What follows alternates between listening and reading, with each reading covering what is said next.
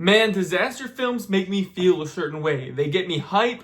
They keep me filled with dread, that kind of dread where you're sitting at the edge of your seat, nervous through the whole movie, and that's what makes disaster films so good, and that's why they're a guilty pleasure, and Deep Water is no exception. My expectations going in were pretty timid. They were pretty mid, just because I saw some reviews online, they weren't doing that hot. Like, there were people on the spectrum who loved this movie, but a lot of the times I saw a lot of people hating this movie, and then, like, to be honest, a lot of the ads that they cut for this, and even the poster, were really bad. Like, some of the ads were just, like, no energy filled ads. Along with the poster, like, if you watch my TikTok, the poster that's behind me, I honestly don't even think the two people in that poster are even in the movie. Like, they just plucked a couple people to take a poster picture, which is so weird to me. So I came in with pretty mid expectations. And I mean, it hit those expectations plus some, because, like I said, disaster films are a guilty pleasure for me, so I feel like I was gonna enjoy this regardless.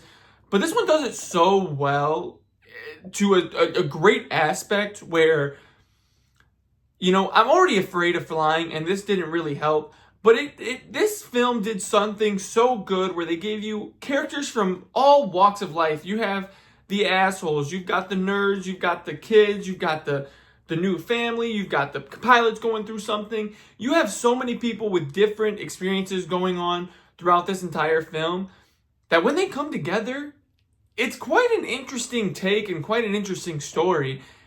And I think that's why this film resonated with me so well, because it did it well. So if you guys don't know what Deep Water is, it's a bunch of people on a plane flying, something happens, the plane goes down, and they're in the middle of the water trying to survive sharks while trying to find help.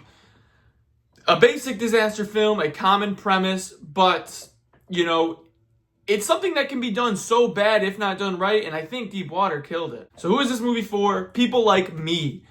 The people who find disaster movies either really, really great, or just have, like, Sharknado is quite frankly, is my shit. Like, Sharknado, all those movies, I love almost every single one of those movies. Like, obviously, a lot of them are ridiculous, and if not all of them are ridiculous. But those films are just, like, such just stupid comedy fun. Like, obviously, they're ridiculous, but they're just fun because they're ridiculous. And disaster films like that hype me up. I love disaster films like that. And that's kind of like how Deep Water is. It's not, like, overly ridiculous like Sharknado, but there are a lot of ridiculous aspects. And that's why this film is for people like me who enjoy disaster films of a ridiculous nature. So let's talk about pros in this film. The acting is solidly great. Like, Ben Kingsley didn't give his best work, but he's not in the film for very long, so you don't have to worry about that. But, like, a lot of the acting and just, like, the drama in this film is done really, really well. And personally, like, the story, like I said, is a basic premise, but a lot of the side stories that each character has and the little bit of buildup that they get is great in themselves. You see a lot of progression in character development in a lot of these characters. You get some more elements of characters throughout this film, and I think that was done well. Some of the CGI is rough, but some of it is decently done, and we'll talk more about that into the cons area.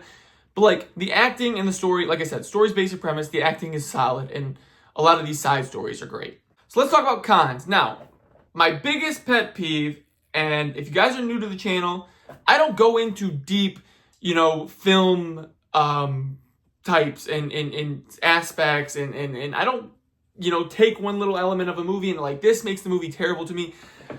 A lot of the reviews are like that, and I'm going to lean back when I say this. You guys need to shut the hell up. Like, seriously, like, one little aspect of the film shouldn't take out the whole movie. Now, maybe I'm not paying attention enough. Now, like, the CGI, it's rough in certain areas. Some of the sharks look terrible, but to me, some of the sharks don't look too bad. Like, people were ripping this movie apart because, oh, the sharks look awful, I couldn't even get into this. And I'm like, dude, yes, the sharks are, like, a solid point of this movie, but it's not, like, the main element and aspect of the film that you need to lock on it so bad that you couldn't get into the movie. Like, it kills me. So, like, that's why, like, this cons isn't really a con, because, yes, some of the effects were bad. And for a movie of this caliber, like, yes, like, you're kind of going in expecting that. So the people who are just like, I couldn't get into it, just when I saw that CGI, I was done. I left the theater. Like, dude, like, grow up. Like, that's all I have to say. Like, grow up. Like, that is not the most important thing of this. Like, yes, I noticed some green screens in there. Oh, the story is good to me. Like, I enjoyed this film. I enjoyed it, and the CGI wasn't a drawback for me. So if you can avoid, like, some of the bad CGI, sure, enjoy it for what it is. But the people who are getting hung up on bad CGI, it's just so stupid. Another thing that I saw was that people were saying, oh, this is just some ridiculous decisions made by these people. Welcome to movies. Is this your first movie? Is this your first time on Earth? Because that happens in 99.9999% of movies. People make terrible decisions, like absolute terrible decisions. So another like drawback if you guys don't like stuff like that. But like I said, it happens in 99.999% of movies. Not a drawback. I got a lot more enjoyment out of it. I got a lot more pros in this film than I did for the cons. So, but if that's something you guys don't like, stay away from Deep Water. This isn't for you. I just wanted to touch on that because that is what I saw from a lot of reviews. Did the cast have fun? There were so many people in this film that I feel like it was impossible to not at least interact and have fun with somebody in during the process of filming this film. Like I said, there wasn't a lot of promotionals. They were kind of just doing like the same promotionals every single time. So maybe they didn't interact as much as we thought they did. But I feel like there was just so many people in this film that to me, it's impossible to film a movie with this many people and not have fun. And I feel like some of that is translated onto the screen. You can see who had the most fun with who throughout this filming process. And I think that's great. And I think that's amazing. So let's talk about the standout moment of the film. Now, I'm going to hit you guys with two standout moments of the film. One towards the beginning, one towards the middle. And there's a reason for this, and that's why I'm going to explain deeper when I talk about it. But if you guys don't want spoilers more than I might have already given you, dip out now because I'm going to, spoiler-ish for how this plane goes down and things like that. So if you guys don't want to know, dip out right now. I'll give you a second. All right, that's long enough. So the two standout moments, and I'll explain why there's two. The first standout moment is when you realize, like, okay, they introduce you to this guy. He's an idiot. He's an asshole. And you're like, okay, but maybe he's just not important. Maybe this one little aspect is what it is. At the beginning, when he's standing and smoking, complaining about not being able to smoke, you're like, well, a little bit of an asshole, but whatever, I get it, whatever. And then he just kind of puts his phone away while it's sparking. That's one of the standout moments of the film because later, obviously, that's what starts the fire. But the second standout moment of the film where everything gets crazy is when the fire actually starts, the explosion goes off, and, we see all these people, getting hurt, getting damaged, and everything like that. This sets off the chain effect of how the plane goes down and how you're introduced to a lot of these characters and the little groups that they create. Now, the reason I brought up that first guy is because throughout this entire film, like that one little scene, just being an asshole, just for that little bit, sets up his character for the whole movie. You hate him throughout the whole movie, especially after what is his cause of the fire, and then later in the movie, he's blaming other people for the fire and the plane going down. So that's why I threw that one in. That one's it's like 1.5 standout moments of the film, but the major standout moment of the film is the actual explosion where, the action pops off, everybody's getting slammed and hit and crushed, like craziness going on. But I just wanted to add that because that little moment sets up his character for the rest of the film, and you, quite frankly, hate him for the rest of the film. So let's talk about Ant's 3 big questions of the film. Would I watch it again? Would I recommend it? And is it going to be better on streaming or in theaters?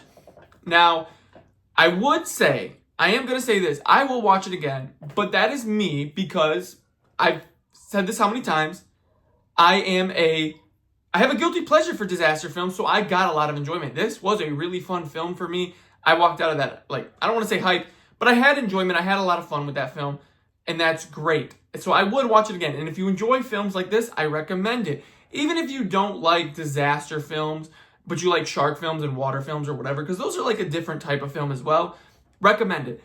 Now, the biggest question, is it going to be better on streaming or in theaters? I enjoyed this on the big screen, but I've said in multiple videos before, I enjoy any movie on the big screen, especially because when I went and seen this, I was in a small theater, big screen by myself. Nobody else was in the theater. So I was able to just kind of talk to myself, get annoyed by myself, and I had a good time. So I definitely think this is going to do better on streaming because it's not getting that promotional, but I had a good time. So if you can go see it in theaters and you like films like this, I recommend it. And so based off all of that, I gave this film a 4 stars out of 5. And I think I'm a little biased because I keep saying I enjoy films like this. I got enjoyment. It had that good drama, that good thrilling aspect. It had some emotion to it as well, where you felt bad for some characters, you hated some characters, especially that main guy. And it just gave you all of the emotions, all of the feelings. And I think a good movie does that, and that's why I gave it a 4. So I want to thank you guys for tuning in once again to another movie review. Let me know what you guys want to see me check out. I want to start doing like movie reviews of other movies, not just in theaters maybe. Like right now I'm binging the Evil Dead series to get ready for the one in, I think it's in August. So if you guys want me to like do a list review of the Evil Dead films, let me know. I also have some things planned for the future. I have some other stuff other than movie reviews planned. So make sure you hit that subscribe button, make sure you hit that bell icon, and I will see you guys in the next movie review. Peace.